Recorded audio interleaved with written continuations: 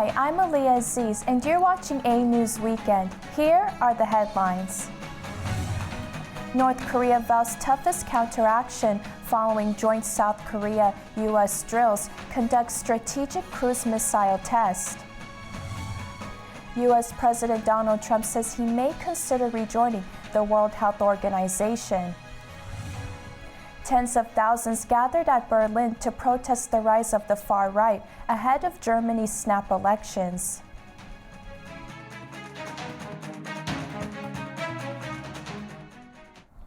North Korea conducted another strategic cruise missile test, as reported by state media KCNA on Sunday, after joint military training by the U.S. and South Korea. North Korea's foreign ministry vowed the toughest counteraction against the United States as long as Washington refuses Pyongyang's sovereignty, state news agency KCNA reported on Sunday. The military alliance and joint drills between South Korea and the US were to blame for the growing tensions in the region, the ministry said in a statement carried by KCNA. As a result of this, the country's leader Kim Jong-un oversaw the test on Saturday, according to the report, which described it as a test fire of an important weapon system. Kim Jong-un emphasized that the Republic's military's war deterrence capabilities are being more thoroughly strengthened, and also affirmed that we will always make strenuous efforts in a responsible manner to perform its important mission and duty for defending sustainable and lasting peace and stability on the basis of more powerfully developed military power in the future. South Korea's Joint Chiefs of Staff said North Korea fired multiple cruise missiles from inland areas towards waters off the west coast at around 4 p.m. on Saturday. The underwater-to-surface strategic cruise missiles traveled 1,500 kilometers and flew around 2 hours and 5 minutes before hitting their targets, North Korean state news agency KCNA reported. In South Korea, prosecutors have charged impeached President Yoon Suk-yeol for leading an insurrection. Prosecutors in South Korea have charged suspended President Yoon Suk-yeol over his attempt to lead a coup during his short-lived bid to instate martial law on December 3rd. The Corruption Investigation Office for high-ranking officials named Yoon as the ringleader of an insurrection, also involving his defense minister of the time. Yoon, who has been imprisoned since January 15th, was put on trial in custody.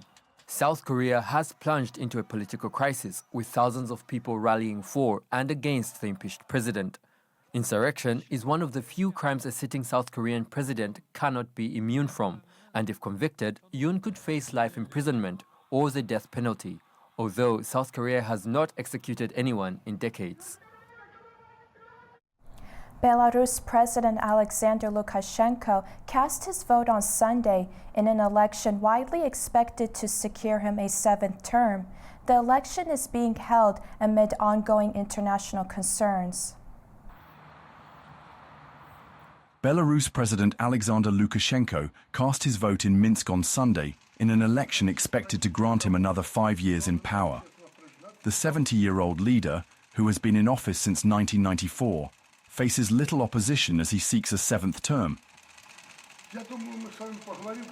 Lukashenko, a close ally of Vladimir Putin, allowed Russia to launch its Ukraine invasion from Belarus in 2022, triggering Western sanctions. Putin also said he stationed Russian nuclear weapons in Belarus. The United States and the European Union have condemned the election. Despite this, Lukashenko maintains that it is the people who have chosen to keep him in power, pledging to deliver justice, security, and opportunities for Belarus at a rally on Friday. Polling stations opened at 8 a.m. local time, and with 6.9 million people registered to vote, the election is expected to end with Lukashenko's victory. The 2020 election, where Lukashenko claimed a disputed victory amid mass protests, led to a brutal crackdown on demonstrators, leaving over 1,000 people still imprisoned. This time, opposition leader Sviatlana Tikhanovskaya, who is in exile, has urged Belarusians not to protest. In the United States, President Donald Trump has hinted at the possibility of rejoining the World Health Organization. This comes after signing an official order to withdraw the U.S. United States President Donald Trump says he may consider rejoining the World Health Organization after signing an executive order to withdraw the United States on his first day in office. Trump's decision to withdraw comes as he accused the World Health Organization, which gets a fifth of its budget from the US, of ripping America off, claiming unfairness in what the United States pays in comparison to China. So we paid $500 million to World Health when I was here, and I terminated it. China, with 1.4 billion people, we have 350 to pay. We have, nobody knows what we have because so many people came in illegally, but let's say we have 325. They had 1.4 billion. They were paying 39 million, we were paying 500 million. It seemed a little unfair to me. Now the United States president hints of a possible return to the World Health Organization after reduced figures have been discussed. They offered me at 39 million. They said, we'll let you back in at 39. So we're going to reduce it from 500 to 39. I turned them down because it became so popular. I didn't know if it would be well received even at 39. But maybe we would consider doing it again. I don't know. Maybe we would. They have to clean it up a little bit. But China pays 39 million for 1.4 billion, and we're paying 500 million for 325 million. I don't know. What the hell is wrong with these people? Trump's decision to withdraw the United States from the World Health Organization has been met with concern by United Nations agencies and the European Union, who believe the funding from the US has been crucial to the success of the organization. For over 7 decades, WHO and the United States of America have saved countless lives and protected Americans and all people from health threats. Together, we ended smallpox, and together we have brought polio to the brink of eradication.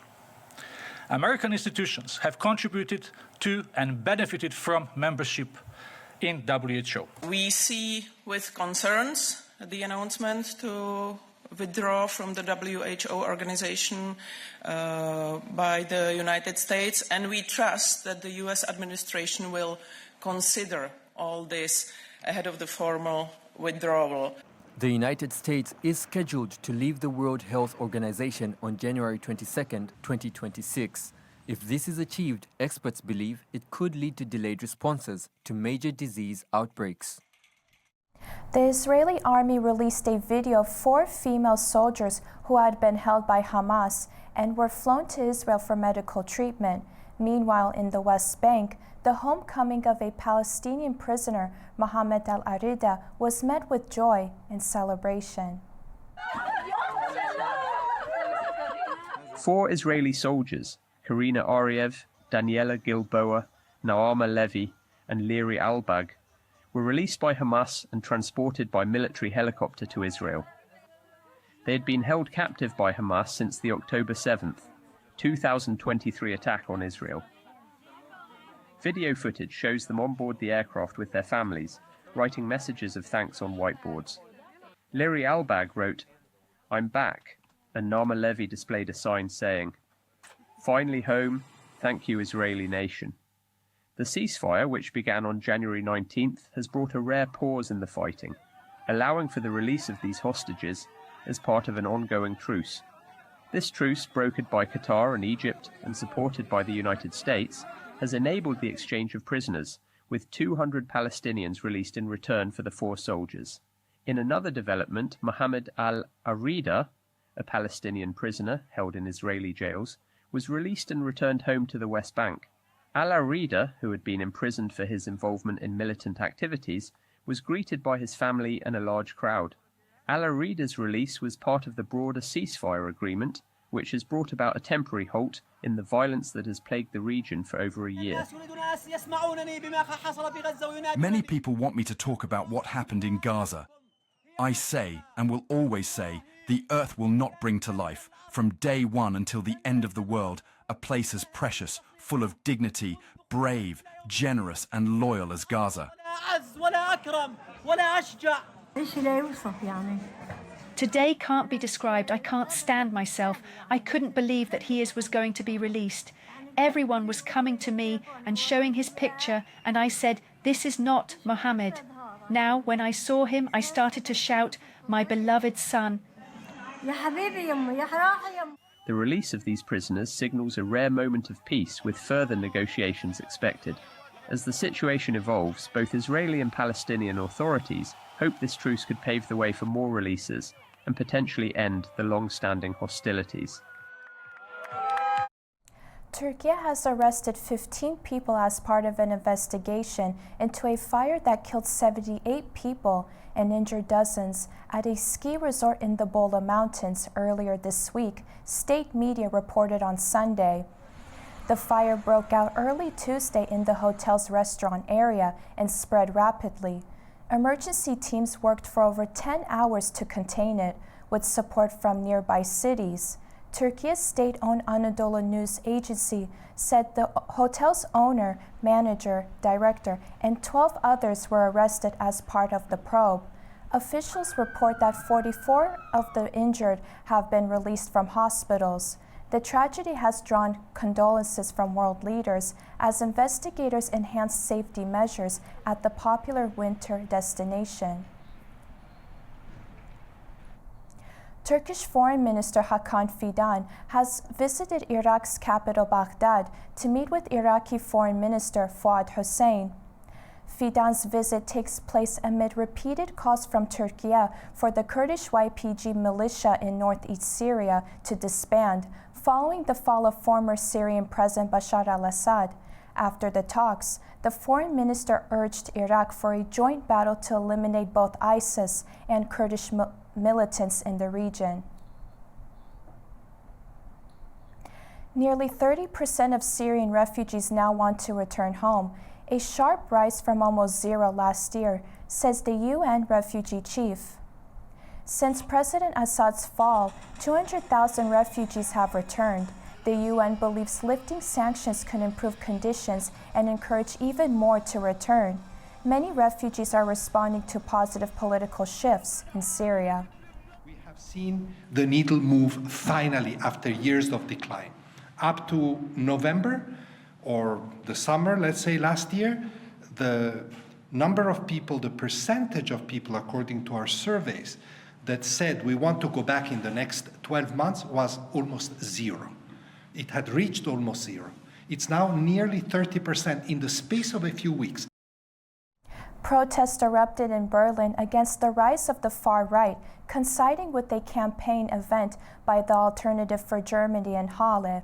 As the political landscape shifts ahead of next month's snap elections, tensions rise over potential coalition talks between the Christian Democratic Union and Alternative for Germany.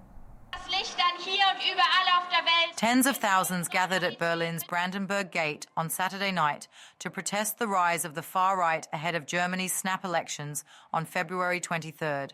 Organizers from Fridays for Future estimated 100,000 attendees, while police put the figure at 60,000. Protest coincided with a campaign event by the far-right Alternative for Germany in Halle. Participants expressed concerns over the growing far-right influence in Germany. I find it all very frightening, what's going on right now, with the election campaign which has moved very far to the right. And yes, I stand for democracy and for openness and diversity, and I think that's what makes Germany what it is. That's why it's important to stand up and be here.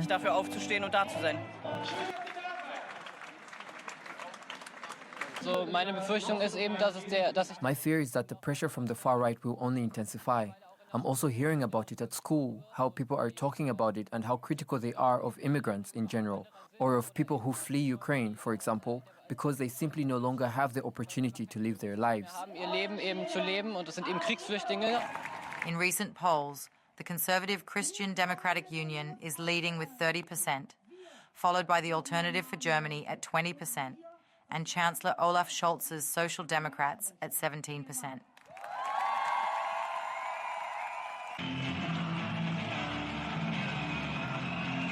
Alternative for Germany leader Alice Weidel, speaking in Halle, again pushed for remigration policies and called for an end to the political isolation of her party. The Christian Democratic Union has been urged to consider coalition talks with the Alternative for Germany. My message to Friedrich Merz, dear Christian Democratic Union, tear down the undemocratic firewall. You must realise the will of the voters. The alternative for Germany is ready. The voters want a blue-black coalition in the Federal Republic of Germany for a real political change. Guest speakers at the event included Tesla CEO Elon Musk, who has previously expressed support for the alternative for Germany, sparking controversy in Germany. Musk's backing of the far-right party has drawn significant attention and criticism, particularly given the political tensions surrounding the upcoming election. The snap election on February 23rd follows the collapse of Chancellor Scholz's coalition amid rising far-right Alternative for Germany support and debates over migration and security. Hundreds of students gathered in Montenegro's capital city Podgorica to protest the government's response to a mass shooting. The incident that occurred in the town of Cetinje involved a 45-year-old man who shot multiple people after a bar brawl on New Year's Day, leaving 13 people dead. The demonstrators are demanding the resignation of officials they accused of failing to implement proper security measures and plan to continue their protests until their demands are met by the government. In New Caledonia, a two-day summit brought together independence movements from France's overseas territories, focusing on self-determination and liberty for regions such as Martinique, French Guiana, and French Polynesia. A two-day summit of independence movements from France's overseas territories took place in New Caledonia on 23rd to 24th January. The event, organised under the banner of the International Front for Decolonisation, brought together representatives from various territories, including Martinique, French Guiana, Guadeloupe, Corsica, and French Polynesia. The summit, held in Noumea, aimed to discuss self-determination and governance issues in these regions. Delegates deliberated on a roadmap for potential political and economic autonomy, as well as the preservation of cultural identities. Discussions included matters related to resource management, governance structures, and geopolitical developments. One of the key themes was reducing external influence in internal affairs. We want to ensure that the French state no longer controls our affairs. If there is one state interfering in our affairs, it is the French state. We want full powers to govern our country, develop our economy, preserve our culture, and shape our international strategy. That is the purpose of this front. And this is significant because for the first time in the history of French colonies, so many organizations have come together. Numerous groups and nations are uniting under a common instrument of struggle, the International Front for Decolonization. This truly marks a new phase.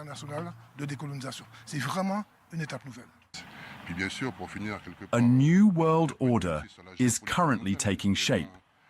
Even though we are small, we stand tall, upholding values that we must also contribute.